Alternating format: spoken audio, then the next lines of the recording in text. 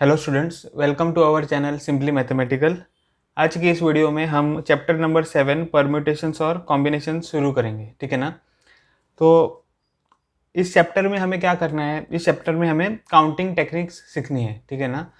तो जो fundamental principle of counting है वो हमें समझना है, और उसके बाद में हमें ये दोनों टॉपिक सीखने हैं। पहला टॉपिक है परम्यूटेशन और उसके बाद में है कॉम्बिनेशंस। ठीक है। तो पहले हम इस परम्यूटेशन कॉम्बिनेशंस को समझ लेते हैं। ठीक है। तो अगर आपके पास, ठीक है, ऐसे 5 बॉल्स है,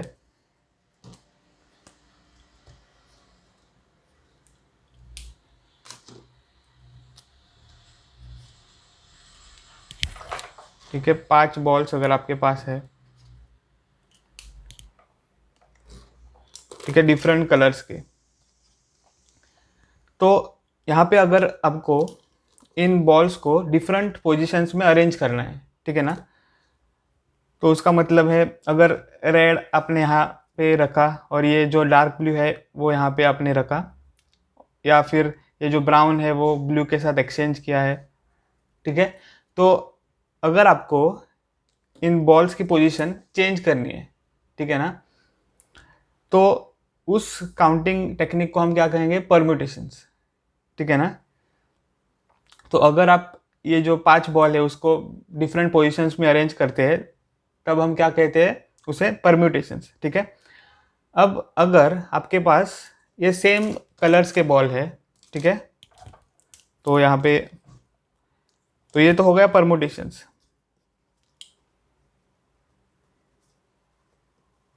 ठीक है। तो आपके पास अगर सेम कलर्स के बॉल है यहाँ पे,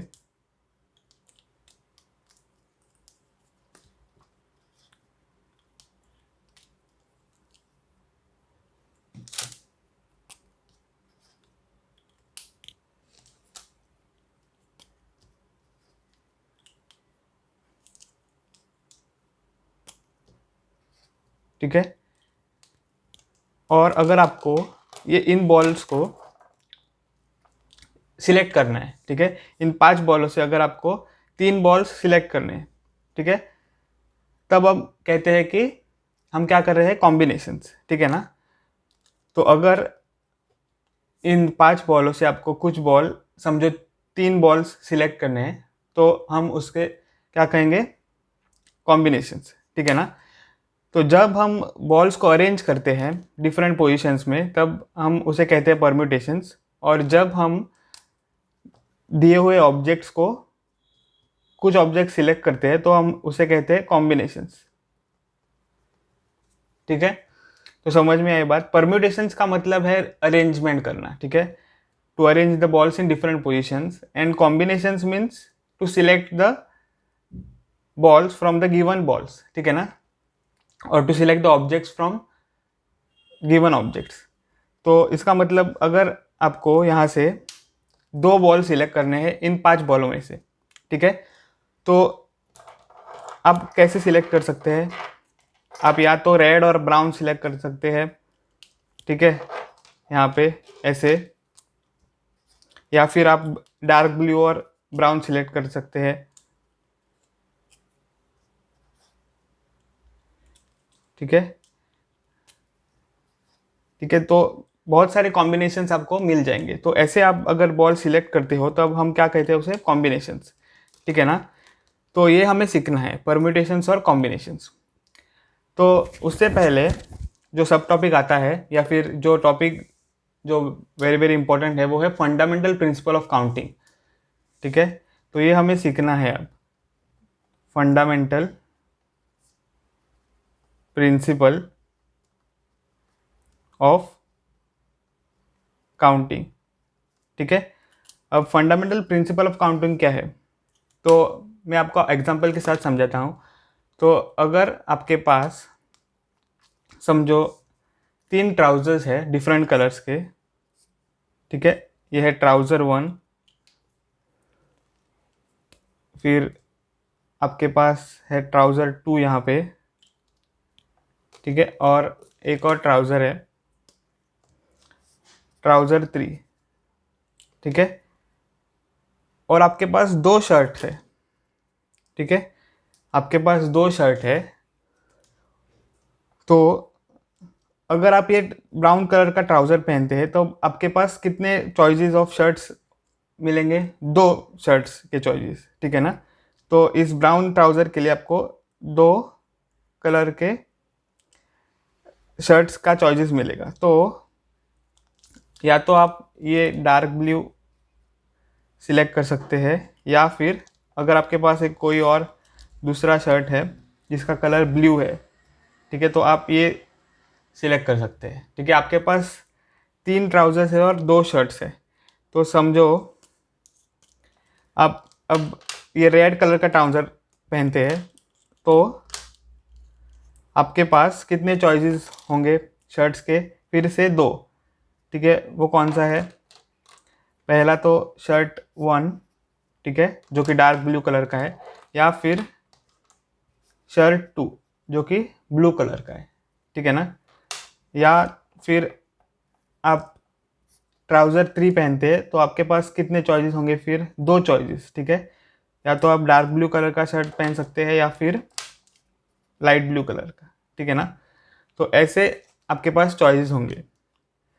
तो अगर आप ये डायग्राम देखें, ठीक है, तो आपके पास टोटल कितने चॉइसेस है पार्टी के लिए जाने के लिए?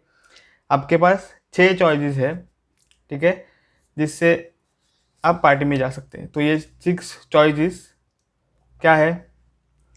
तो वो होगा T1, S1, ठीक है, फिर T1 ये लाइट ब्लू कलर का शर्ट आपने पहना है, S2, फिर T2, ठीक है, और ये जो डार्क ब्लू कलर का शर्ट है वो आपने पहना है अगर, तो S1, फिर T2, ठीक है, और लाइट ब्लू कलर का शर्ट, ये एक कॉम्बिनेशन है। या फिर पर्पल कलर का ट्राउज़र, ठीक है, और डार्क ब्लू कलर का शर्ट, ठीक है, या फिर पर्पल कलर का ट्राउज़र और लाइट ब्लू कलर का शर्ट, ठीक है। तो आपको टोटल कितने चॉइसेस मिलेंगे? आपको 6 चॉइसेस मिलेंगे, ठीक है ना। तो ये तो हमने लिख दिया है, ठीक है। अब ये कैसे मिलता है, ठीक है, इसके पीछे कॉन्सेप्ट कौन सा यूज़ होता है, ठीक है, ये अब हम देखेंगे। तो यहाँ पे हम अब फंडामेंटल प्रिंसिपल ऑफ काउंटिंग को लाएंगे, ठीक है ना। तो देखो, आपके पास कितने चॉइस ऑफ ट्राउजर्स थे? 3 चॉइस ऑफ ट्राउजर्स थे, ठीक है।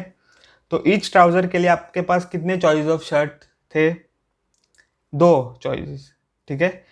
तो 3 शर्ट्स के लिए, ठीक है, आपके पास प्रत्येक शर्ट के लिए कितने चॉइसेस है? 2 चॉइसेस, ठीक है।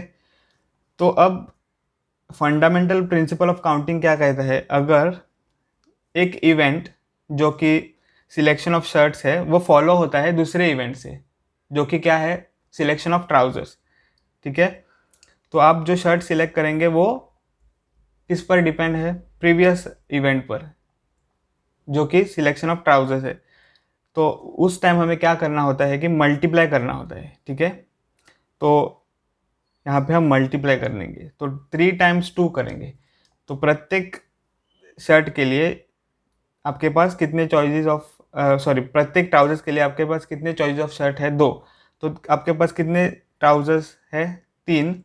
तो प्रत्येक शर्ट के लिए 2 चॉइस है, तो 3 मल्टीप्लाइड बाय 2, ठीक है। और इसे हम कहते हैं मल्टीप्लिकेशन रूल। तो इसको आपको समझना नहीं है, मल्टीप्लिकेशन रूल तो पहले से ही प्रूव्ड है, ठीक है ना। आपको क्या समझना है? आपको समझना है सिर्फ वो कॉन्सेप्ट जो यहाँ पे यूज़ होता है, ठीक है ना, कि प्रत्येक शर्ट के लिए जो 3 शर्ट है आपके पास उसके लिए 2 चॉइसेस ऑफ शर्ट्स है, ठीक है ना। तो 3 मल्टीप्लाइड बाई 2 आएगा यहाँ, जो कि 6 होगा। तो यहाँ पे हमें आंसर मिल गया है 1 2 3 4 5 6, ठीक है। तो आप कितनी तरह से पार्टी को जा सकते हैं? बाय 6 वेज, ठीक है। तो ऐसा ये कॉन्सेप्ट है फंडामेंटल प्रिंसिपल ऑफ काउंटिंग का, ठीक है। तो अब हम ये जो मल्टीप्लिकेशन रूल है इसको जनरल वे में देखते हैं, तो इफ़ एन इवेंट, ठीक है, इवेंट मतलब ये जो ट्राउज़र सिलेक्शन ऑफ ट्राउजर्स है उसको हम इवेंट कहते हैं, ठीक है। जो आपने प्रोबेबिलिटी जो 11 स्टैंडर्ड में सॉरी 10 स्टैंडर्ड में जो सीखा है वो, ठीक है। तो उसका मतलब है इवेंट। तो if an event can occur in m ways, ठीक है, following which an event can occur, okay, another events, ठीक है, another event can occur in n ways and following which third event can occur in p ways, ठीक है, then the total number of occurrence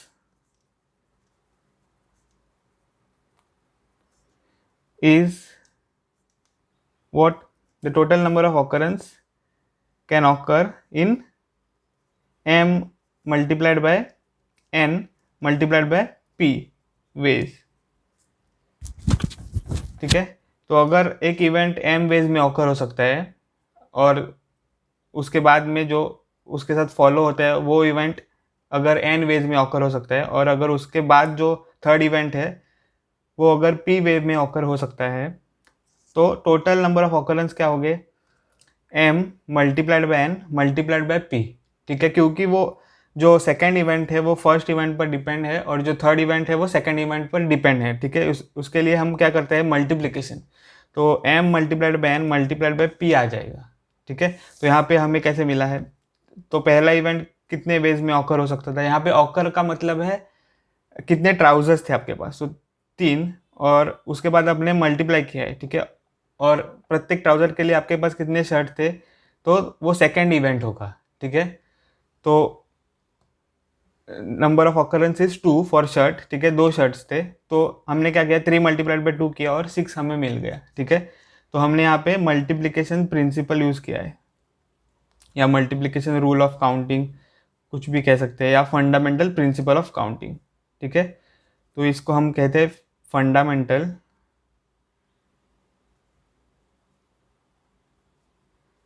ठीक है principle of counting, ठीक है। अब हम क्या करेंगे? अब हम एग्जाम्पल्स देख लेंगे तो आपको और ज़्यादा अच्छे से समझ में आएगा, ठीक है ना। तो अगर आप एग्जाम्पल्स देखो यहाँ पे, तो एग्जाम्पल 1 है, find the number of 4 letter words with और without meaning which can be formed out of the letters of the word rose, ठीक है, ROSE, where the repetition of the letters is not allowed, ठीक है। तो हमें यहाँ पे क्या दिया हुआ है? 4 लेटर वर्ड्स दिया हुआ है, ठीक है। हमें क्या फॉर्म करना है? फिर से 4 लेटर वर्ड्स विथ और विदाउट मीनिंग। तो अब जो वर्ड फॉर्म करेंगे उसका मीनिंग हो जाए तो भी ठीक है, और मीनिंग नहीं भी हो जाए तो भी ठीक है ना। तो ऐसे हमें वर्ड्स प्रिपेयर करने हैं। तो हमें कितने वर्ड्स मिलेंगे वो हमें पूछ रहा है, ठीक है ना।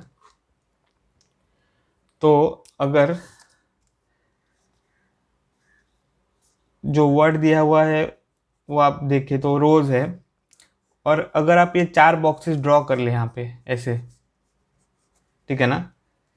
तो 4 बॉक्सेस का मतलब है अगर आपको जो वर्ड प्रिपेयर करना है तो वो वर्ड 4 लेटर्स का बना हुआ है, ठीक है ना। यह है first letter, second letter, third letter और फोर्थ लेटर। तो हमें ये बॉक्सेस फिल करने हैं। उसका मतलब अगर हम बॉक्सेस फिल करेंगे तो हम क्या प्रिपेयर करेंगे? 4 लेटर वर्ड, ठीक है ना। तो आप अगर देखें तो कंडीशन दी हुई है कि लेटर्स रिपीट नहीं होनी चाहिए, ठीक है ना। तो हम कहाँ से भी अब शुरू कर सकते हैं फिल करने के लिए बॉक्सेस, ठीक है। क्योंकि हमें जो वर्ड प्रिपेयर करना है उसका मीनिंग तो न हो या हो उसका कोई मतलब नहीं है, ठीक है ना। तो अगर इस बॉक्स को आप देखें तो इस बॉक्स को आप कितनी तरह से फिल कर सकते हैं? यहाँ पे 4 वर्ड्स हैं, तो इस 4 में से आप कौन सा भी सिलेक्ट कर सकते हैं, ठीक है ना। तो इस 4 में से आप एक सिलेक्ट कर सकते हैं। तो इस बॉक्स को आप कितनी तरह फिल कर सकते हैं? 4 वेज में, ठीक है। तो आप इस बॉक्स को 4 वेज में फिल कर सकते हैं, क्योंकि यहाँ पे 4 वर्ड्स है, ठीक है। अब अगर आप नेक्स्ट बॉक्स के पास जाए तो यहाँ पे आपको क्या मिल जाएगा? आपको ये बॉक्स फिल करना है, ठीक है ना। तो अगर आप इस वर्ड को देखें तो एक वर्ड तो ऑलरेडी आपने फिल किया है यहाँ पे इस बॉक्स में, ठीक है ना। तो अगर आपने एक वर्ड यहाँ पे सिलेक्ट किया है तो कितने बचेंगे? आप इस 4 में से 3 बचेंगे, ठीक है ना। तो आप कौन से भी 3 वर्ड्स यहाँ पुट कर सकते हैं। तो आप ये बॉक्स कितने वेज में फिल कर सकते हैं? 3 वेज में, ठीक है ना। अब इस बॉक्स को आप देखें, आपने कितने वर्ड्स चूज किए हैं? 2, 1 और 2, ठीक है। अब आपके पास कितने वर्ड्स बचे हैं? 2, ठीक है, क्योंकि रिपीट नहीं होना चाहिए कोई भी लेटर, ठीक है। कोई भी लेटर जो है वो रिपीट नहीं होना चाहिए। तो अगर आपने 2 लेटर्स ऑलरेडी फिल किए हैं तो तीसरे बॉक्स के लिए कितने बचेंगे? 2। तो आप ये बॉक्स 2 तरह फिल कर सकते हैं, ठीक है। अब आपने कितने लेटर्स यूज़ किए हैं? 1 2 3, ठीक है। 3 लेटर्स आपने ऑलरेडी यूज़ किए हैं। कितने बचे हैं? एक ही बचा है। तो आप ये बॉक्स 1 वे में फिल कर सकते हैं, ठीक है ना। तो अब ये आपको मिल गया है 4 ways, okay, 4 ways, 3 ways, 2 ways और 1 वे, ठीक है। तो अगर आप टोटल नंबर ऑफ ऑकरेंस देखें, टोटल नंबर ऑफ ऑकरेंस का मतलब है जो आपने जो आप वर्ड प्रिपेयर करेंगे वो, ठीक है। जो सारे वर्ड्स होंगे वो कितने होंगे? तो वो फाइंड करने के लिए हमें क्या करना होगा? मल्टीप्लिकेशन रूल यूज करना होगा, ठीक है ना। तो बाय मल्टीप्लिकेशन रूल,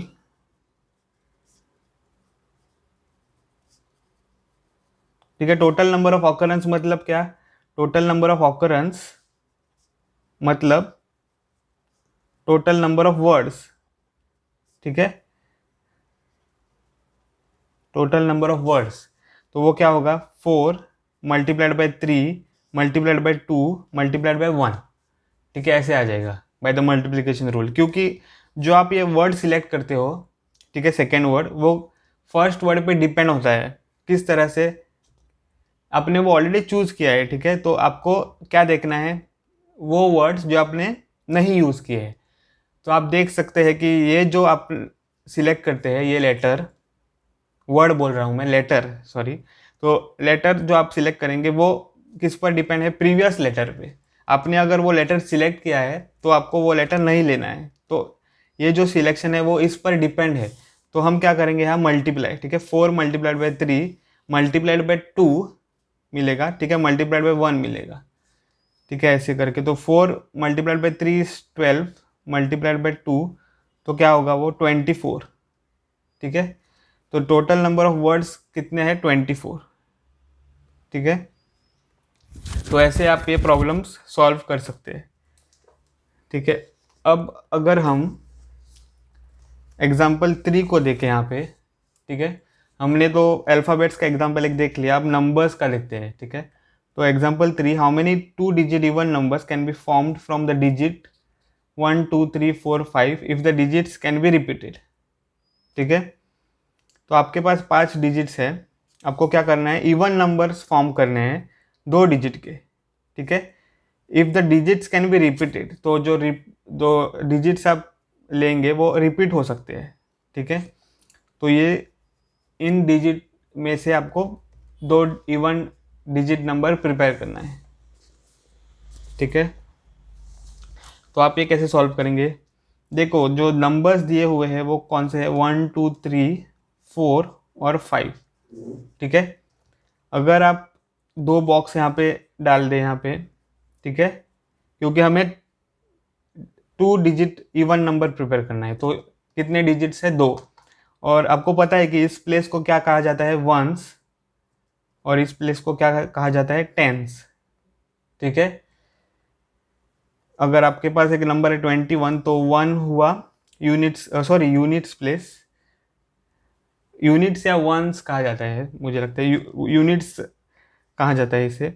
तो ये जो 1 है उसे क्या कहा जाता है, यूनिट्स प्लेस। और इससे 2 जो है यहाँ पे उसे क्या कहा जाता है, टेंस प्लेस, ठीक है ना। तो ऐसे हमें मिलेगा। अब इस बॉक्स को अब अगर हम देखें, ठीक है, तो इस बॉक्स को हमें पहले फिल करना होगा। क्योंकि हमें क्या चाहिए, इवन नंबर, ठीक है। तो इवन नंबर का मतलब क्या है, इवन नंबर वो नंबर है जो इवन नंबर से एंड होता है या इवन डिजिट से एंड होता है, ठीक है ना। तो अगर आपके पास ये 21 है तो ये इवन नंबर नहीं है, क्योंकि ये किस नंबर से एंड होता है, ऑड नंबर से। अगर आपके पास 42 है तो आप ये कह सकते हैं कि ये इवन नंबर है, क्योंकि वो इवन नंबर से एंड होता है, ठीक है ना। तो इवन नंबर क्या होते हैं, इवन नंबर वो होते हैं जो इवन डिजिट से एंड होते हैं।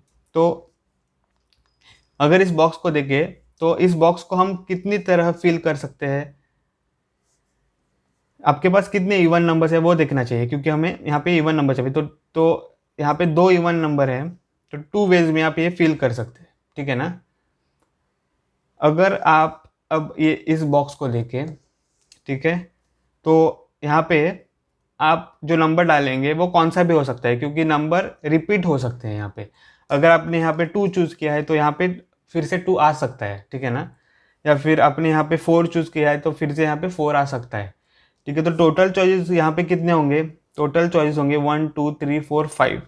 तो 5 वेज में आप ये बॉक्स जो टेंस प्लेस का है वो फिल कर सकते हैं।